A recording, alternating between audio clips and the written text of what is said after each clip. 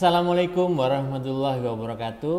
Ketemu lagi Sobat KUKM pada episode ke-25 Sinobar, Sinau Bareng Podcast Dinas Koperasi dan UKM Provinsi Jawa Timur.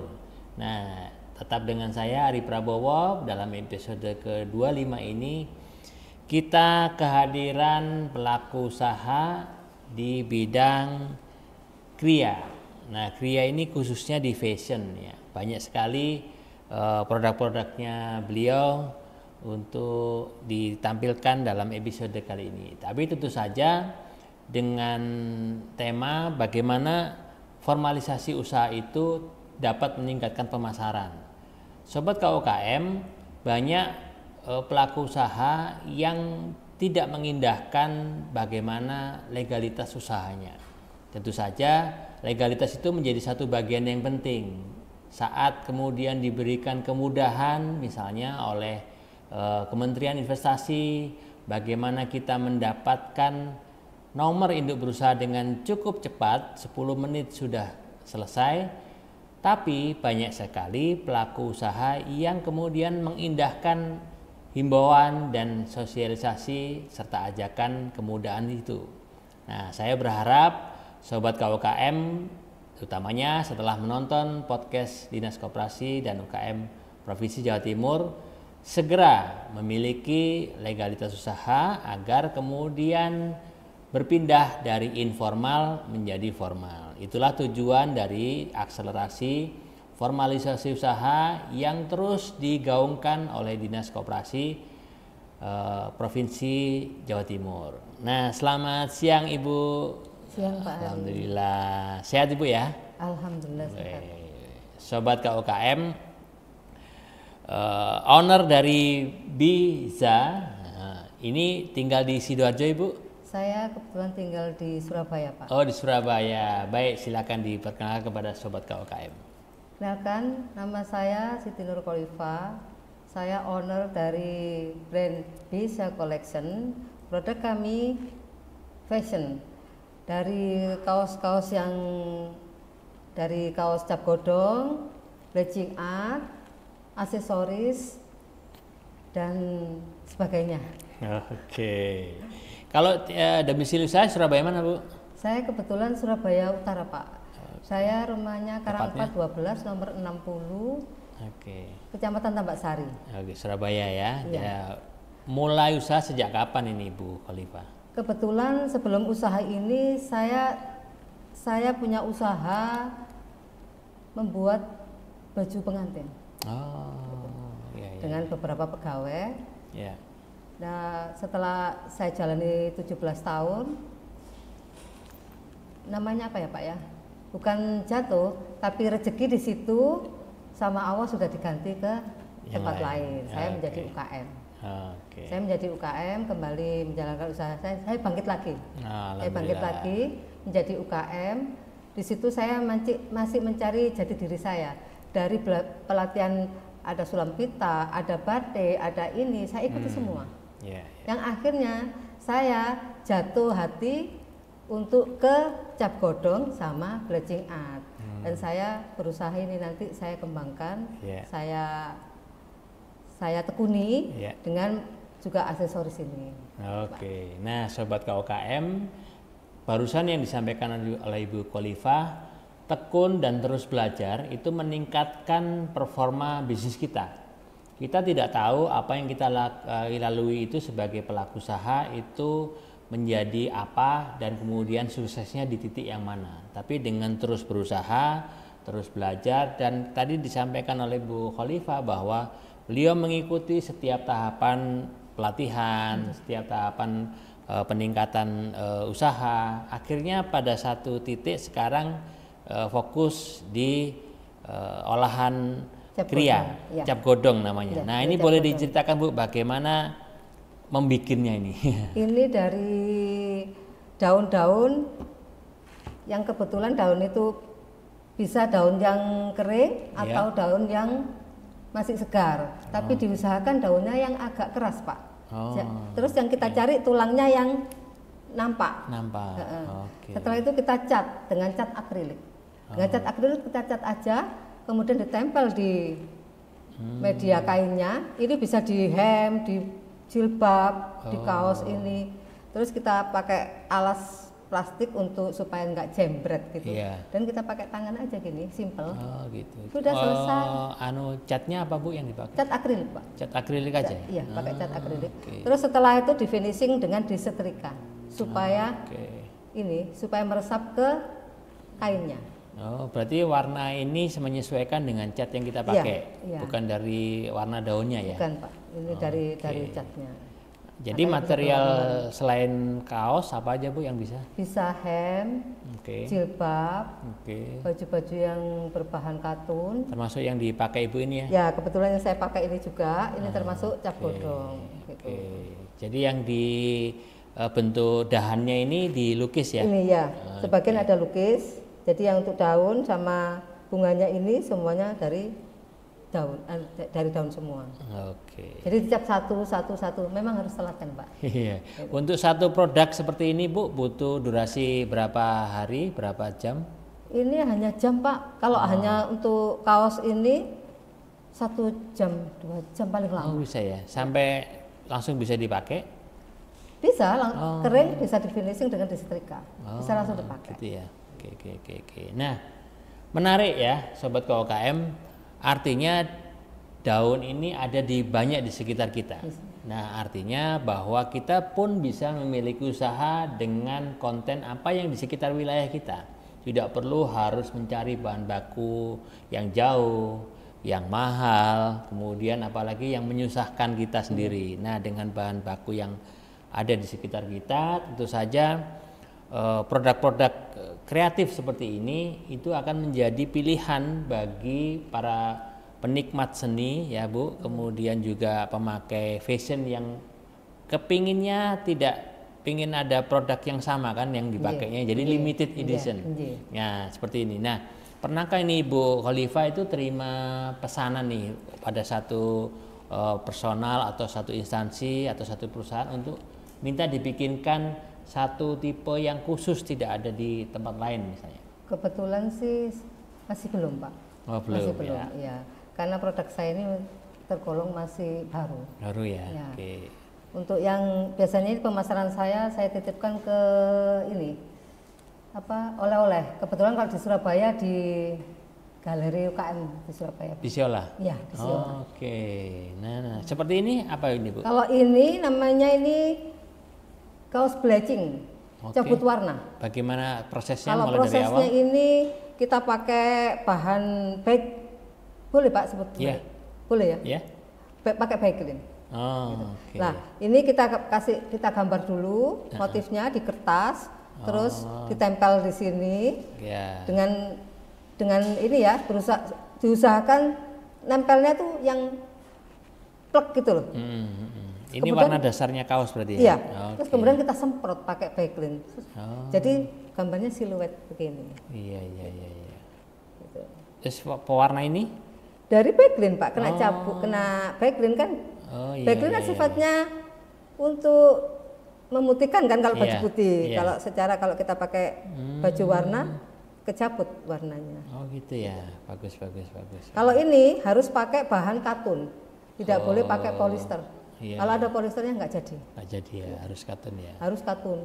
Bisa di hem, di apapun bisa. Mungkin ini malah lebih cepat Ibu ya dari ini. Kalau ini masih nunggu 1 hari. Oh 1 hari. Karena harus kering dulu, dibilas, baru disetrika. Untuk ketahanannya dibanding seperti ini? Lebih awet ini insya Allah, karena ini kan sifatnya ada bahan kimia. Baiklin tadi. Kalau sering dicuci, ya begitulah, bisa cepat rusak. Jadi ini lebih awet ya untuk. Lebih awet ini Pak. Untuk perawatannya juga lebih mudah. Cuma kalau kita pingin motif, anak-anak muda juga bisa berkreasi dengan kaos misalnya kayak distro gitu Pak ya. Iya betul. Seperti itu. Dan itu rata-rata juga katun ya. Iya. Nah, Bu Khalifah, selain produk kaos yang ada di bawah sekarang ini, saya lihat ada juga produk kria lainnya nih, boleh diceritakan? Ini dari wire Pak. Ini dari apa? Logam tembaga. Iya tembaga.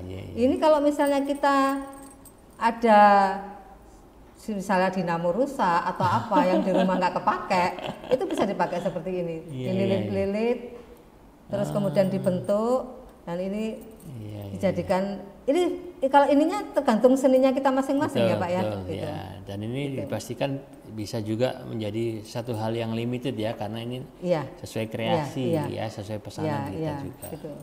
Gitu. Dan untuk, ini di luar negeri insya Allah sudah banyak ini. Alhamdulillah. Ya. Mereka masih suka. Oke. Nah, selama Ibu mau mulai khususnya yang usaha ini itu sudah jalan berapa tahun, Bu? Kalau yang UKM ini mulai 2017. Tapi saya masih berjalan kan tadi Pak. Masih berjalan. Kalau yang untuk ini sekitar 2 tahunan. Oke. Yang ini 2 tahunan. Ini juga menarik ini Pak. Ya, sahabat KUKM ya. Untuk gelang ya, jadi kan mudah sekali saya kira untuk membuatnya ini, menimbulkan nuansa yang eksklusif. Ya, nah sahabat KUKM, perjalanannya Bu Khalifah 2017 bahkan mungkin sudah punya usaha sebelumnya sebelum kaos dan kriya ini. Tentu saja wajib kita jadikan pelajaran bagaimana usaha keras seorang pelaku usaha yang punya jiwa entrepreneur tidak pantang mundur, tidak pantang menyerah. Nah, salah satu yang dilakukan oleh Bu Khalifah ini juga mengikuti organisasi-organisasi atau komunitas UMKM. Nah, boleh diceritakan nih Bu tentang perkumpulan pengusaha kreatif Indonesia atau disingkat Pekrindo. Seperti apa Bu? Kebetulan saya ikut Pekrindo ini tahun berapa ya? Maaf Pak, agak lupa. 4 tahun yang lalu ya. 4 tahun yang lalu saya ikut Pekrindo ini dengan nama yang sebelum Pekrindo kan namanya APKJ, Asosiasi Perempuan Kreatif Jawa Timur. Kemudian dirubah namanya jadi Pekrindo. Legalitas kita dengan perkumpulan, tapi singkatan dari Pekrindo Pengusaha Kreatif Indonesia. Di mana Pekrindo ini mewadahi perempuan-perempuan kreatif yang mempunyai talenta yang bermacam-macam di Pekrindo itu Pak. Ada yang usahanya mami, ada yang craft, ada yang fashion, ada yang perias. Khusus wanita? Khusus perempuan. Jadi kita mewadahi perempuan-perempuan kreatif. Pengusaha kreatif Indonesia. Dan anggotanya sudah berapa Bu saat ini? Sekitar 105. Di seluruh Jawa Timur apa di Surabaya aja? Seluruh Jawa Timur. Seluruh Jawa Timur. Nah, sahabat KUKM, pentingnya pelaku usaha itu berorganisasi itu menunjukkan bahwa sisi ekonomi itu berkaitan sinergi erat dengan sisi sosial. Artinya apa yang kita lakukan sebagai bentuk transaksi itu sisi ekonomi. Tapi menjadi bagian dari sisi sosial itu juga sangat penting. Bagaimana Pekrindo ini kemudian juga mewadahi anggotanya untuk terus meningkat. Tentu saja anggotanya juga diwajibkan punya legalitas usaha, ya kan? Itu wajib. Kemudian harus punya usaha. Nah, itu bentuk kreativitasnya adalah bagaimana kemudian organisasi itu mampu membantu pemasaran juga. Bila mana kita bekerja sendiri, punya usaha sendiri, tentu saja akan lebih sulit dibanding kita bekerja bersama-sama ya dengan teman-teman dalam satu komunitas. Nah, Pekrindo sendiri berdomisili pusat di mana Bu? Di Pondok Chandra. Di Sidoarjo ya? Di Sidoarjo. Alhamdulillah sudah kurang lebih 4 tahun dan anggotanya sudah 100 lebih. Nah, tentu saja sobat KUKM yang khususnya perempuan nih, nah itu bisa kemudian mendaftar sebagai anggota Pekrindo karena terbuka cukup luas untuk menerima anggota dari unsur manapun asal punya usaha, punya legalitas gitu. Nah, legalitasnya Bu Khalifah selain NIB apa aja Pak? Kalau untuk yang ini, untuk yang fashion, mereknya masih dalam perjalanan Pak. Oh, sudah didaftarkan di HAKI. Kalau untuk maminnya sudah ada halal, sudah ada PERT, Maminya apa aja Bu? Tadi belum Kalau disebut. mamin saya ada sambel, Oke. aneka sambel, terus ada kue basah. Sambelnya apa saja variannya? Kalau sambel itu sambel klotok, sambel teri, sambel bajak, sambel ijo, sambel cumi asin itu. Oke. Lainnya sambel? Masih pemasarannya masih, karena itu masih new banget Pak, masih seger itu saya itu, masih 1 bulan ini. Dan kebetulan sudah masuk ke rumah-rumah pusat oleh-oleh juga di Surabaya. Ya. Terus minimarket? Kalau minimarket belum masuk. Kalau untuk yang kue basah, sudah 3,5 tahun ini saya jadi supplier di minimarket Surabaya. Oh, alhamdulillah. Jadi minimarket banyak sekali bertaburan di setiap kabupaten kota tentu saja. Dan itu menjadi peluang pemasaran yang cukup bagus sobat KUKM.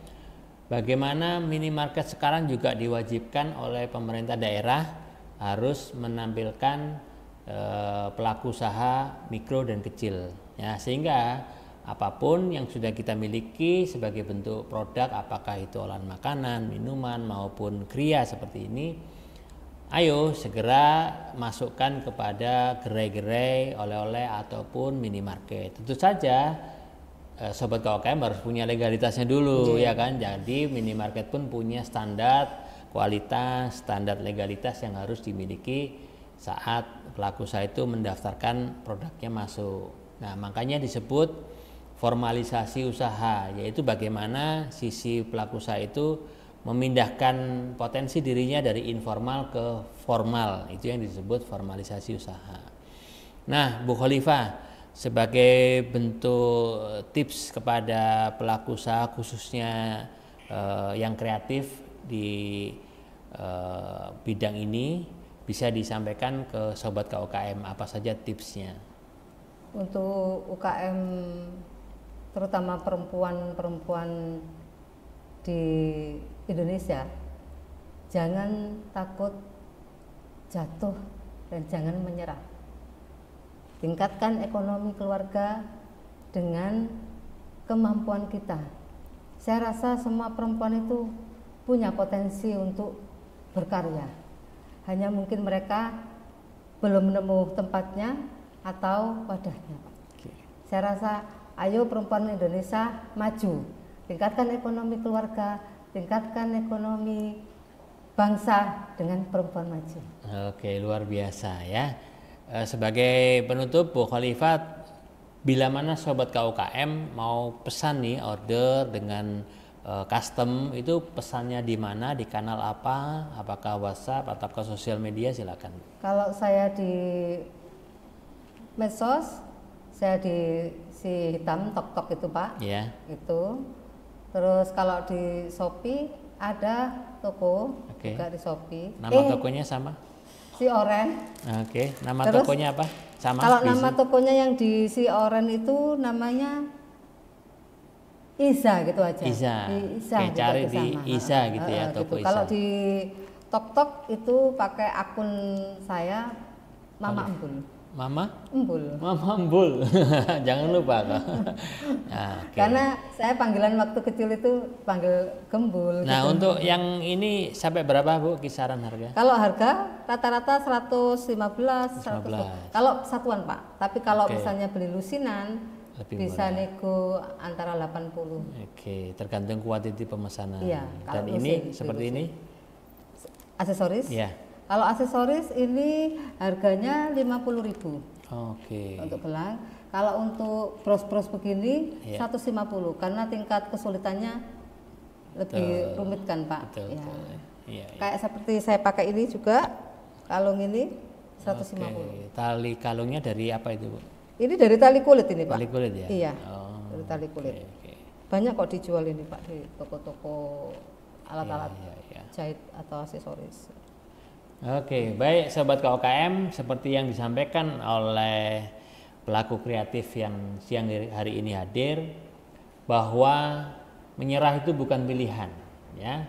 Pelaku usaha khususnya di Jawa Timur tingkatkan kemampuan dan kesiapan untuk menjemput peluang.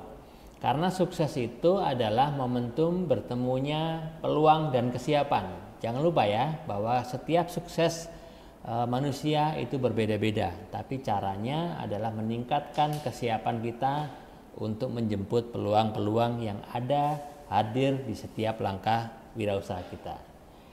Episode ke-25 kali ini cukup sekian, sampai ketemu lagi pada episode berikutnya. Tetap di Sinobar, jangan lupa Sinobar bareng Dinas Koperasi Provinsi Jawa Timur, tetap dengan saya Ari Prabowo, Surabaya. Wassalamualaikum warahmatullahi wabarakatuh.